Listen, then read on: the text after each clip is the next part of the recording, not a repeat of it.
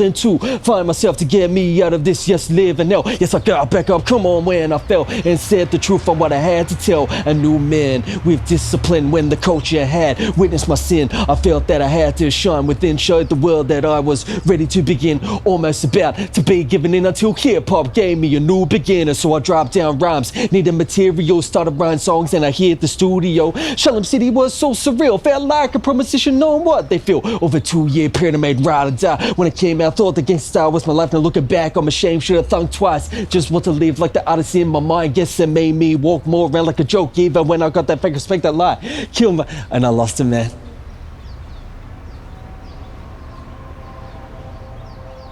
As an outsider, you feel like no one's listening to you. I was kind of the shy kid, I guess you could kind of say. I didn't know my identity walking into the walls of high school. Trying to reach out to someone and say, look, I have a problem. Nothing's working out for me, but society around you is not listening. I feel like there wasn't really a helping hand to pull me out, to say, look, this is all gonna pass. Why are you so down? Why is there a problem in your life? Are you the problem? Why is the world treating you like this? Am I the problem? Before I found music, the anger stemmed into a point of suicide.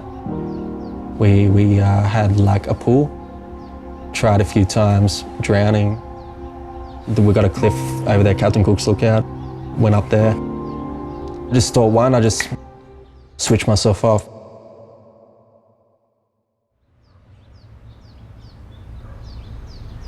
When I found hip hop and I found identity, it all changed. When we were kids, we had all these CDs, like demos and stuff of Eminem and, you know, Snoop Dogg and stuff, and the parental advisory sticker, 18 and over sort of thing.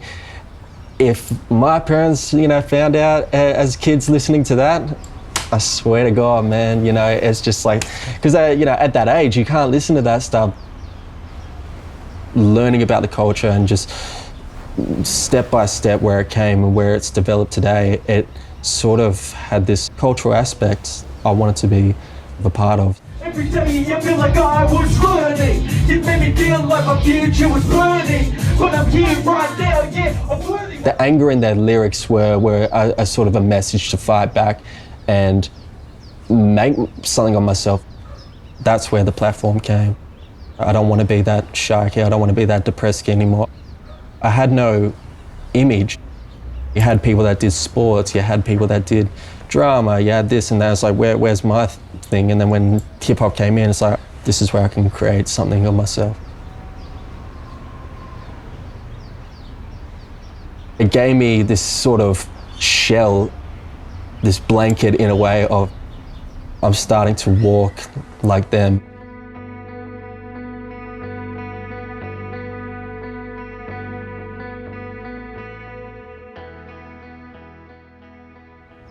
Also, with a community standpoint, gave me a lot of, why don't I help, you know, other people and stuff through music, and that's where I found the MMAD guys, you know, musicians making a difference. Things keep them good.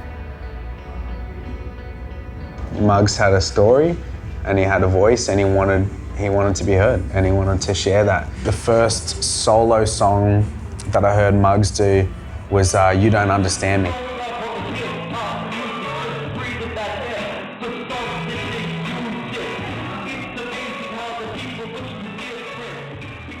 I feel like that was from when I first met Muggs, and then that, which was, you know, maybe 6 months to a year later, it was like a whole layer was peeled away, and it was this kind of empowering,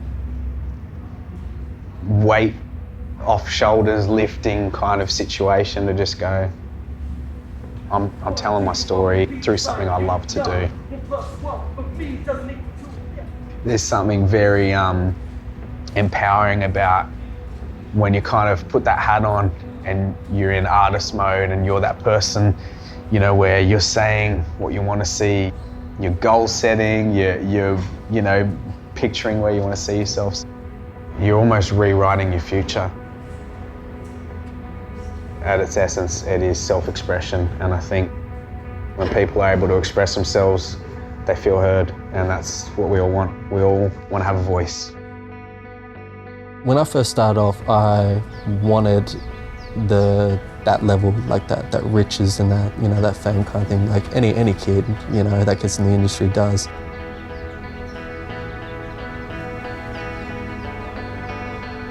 But at the end of the day, I still have the realistic factor of this is a gamble, and if it doesn't happen, I know at the end of the day that I've embedded myself in the culture of hip-hop and I've been respected by it. So that's something that's worth taking pride in for me, you know.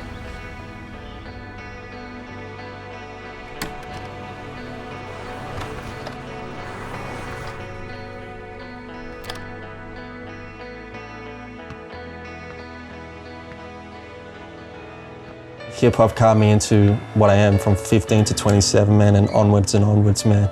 Like, until probably I die, man, I'm always gonna love hip-hop. Find that one thing that is gonna carve you into the human being you kind of want to become.